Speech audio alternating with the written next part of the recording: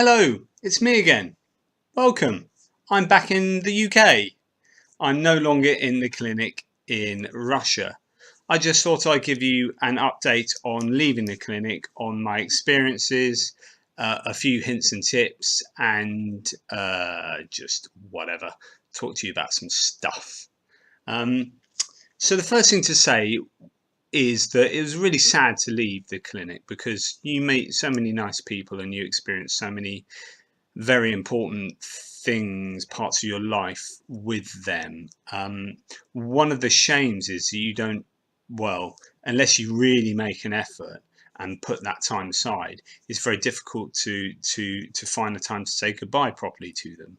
So I know that Frank next door, who left the day before to me, didn't get a chance really to say goodbye to many people. I didn't get a chance to say goodbye to many people because, you know, you're rushed off here and there and you've got to see Dr. Fedorenko and you've got to do this and that.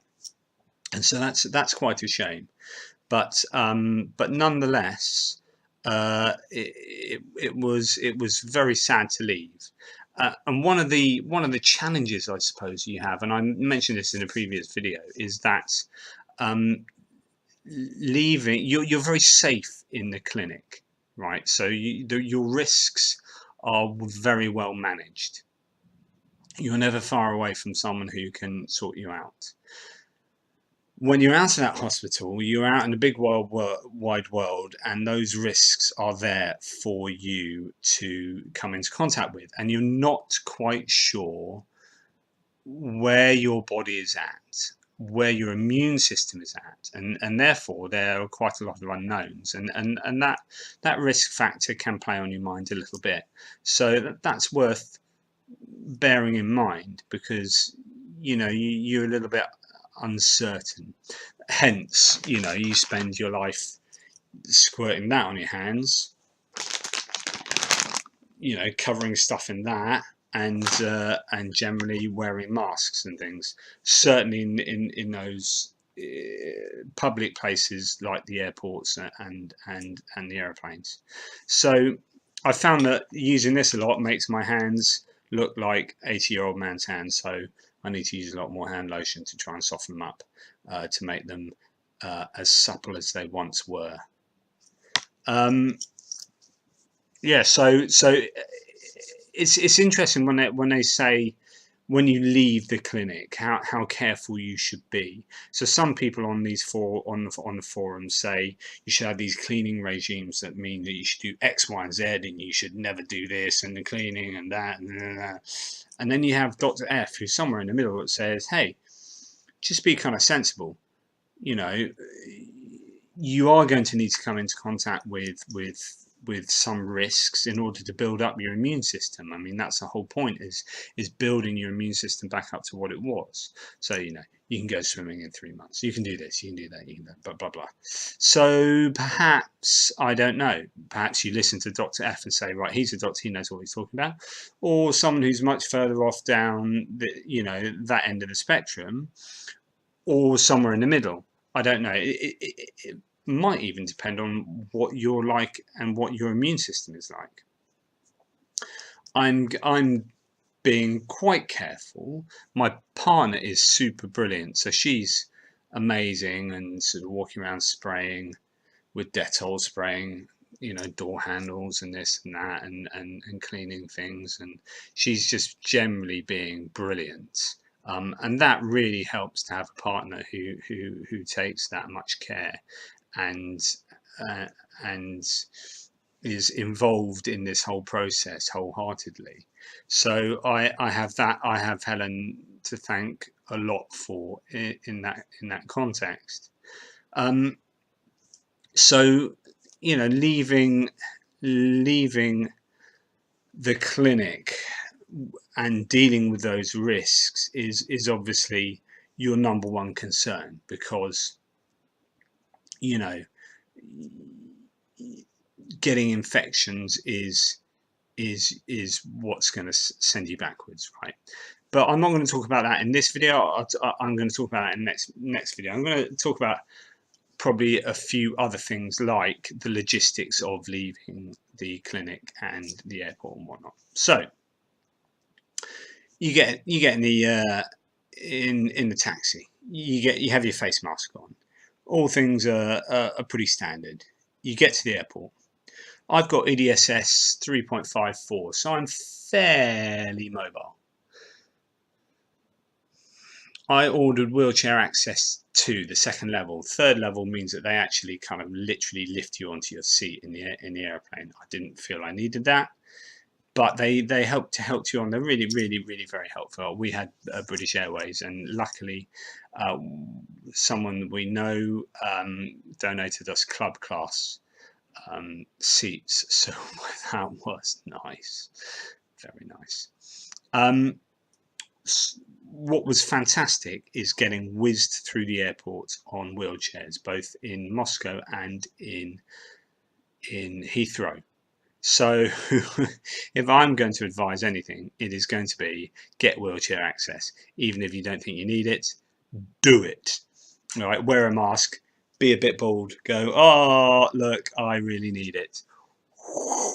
You get taken everywhere really quickly. You get to the front of the queue. It is an absolute blast. It is well worth taking. In fact, I'm going to go to Thorpe Park or Alton Towers and just going to sit in a wheelchair and get someone to wheel me around, because quite frankly, it's brilliant. Definitely worth taking. Nothing else to report about the airport other than, you know, wearing your mask and being careful with what you do and what you touch, and etc. The airplane journey was absolutely fine. Again, as I said, we were lucky enough to be in club class, so they couldn't have been helpful enough. And then when we got back to Britain, it's about, you know, getting in the taxi and getting home and changing your face mask maybe once every hour. Keeps it pretty fresh. And then that's that.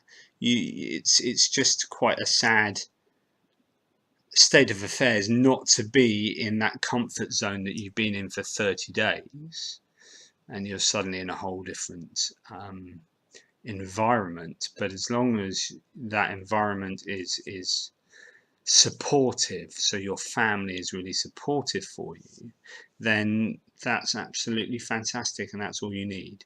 You know, the love and support of your family in trying to make sure that you are safe coming through this is massively important. So that's just a really quick video to explain the leaving process. You do get given all your documents, your MRI on a CD, and also your big sort of MRI, massive MRIs that I think you need to put against a nice lighted window. All your paperwork and everything is given to you by Dr. F. He will tell you that you are basically, well, generally, I assume he'll tell you you're 100% MS free, but it's all about the positive mental attitude and the good food and the good exercise and all those other things that we've talked about in the clinic that are very important to keeping your trajectory into leaving MS behind a success. So we all hope that this works for us, but of course for many it won't, and for some you will develop complications. I might, who knows. Other autoimmune diseases are quite common to develop later in along the line, maybe even 2 years later, and things like that. There is an HSCT forum of people who have completed a post HSCT forum, which is worth joining to just see how people get on and how they cope with everything. But you know, we do this because this is the #1 most successful form of treatment for halting and hopefully regressing multiple sclerosis. And you know, we've done it. Well, I've done it. Other people are doing it now. Other people will do it. And the longer this goes on, the better it will become as the science improves and the research improves. and we just had to support this all the way because it should be front and center stage of every healthcare pathway for multiple sclerosis. So anyway, that's just a tiny little debrief, I suppose, of leaving the clinic. I'm then going to do a little video about how generally I feel physically having left, and any challenges there might be therein. Anyway, good to speak to you again. It's been so long. I am putting all of this into a blog format so that it is there for posterity. So my videos plus some text will be available to look at for those who want to. Hopefully that will be useful. I'll let you know the link.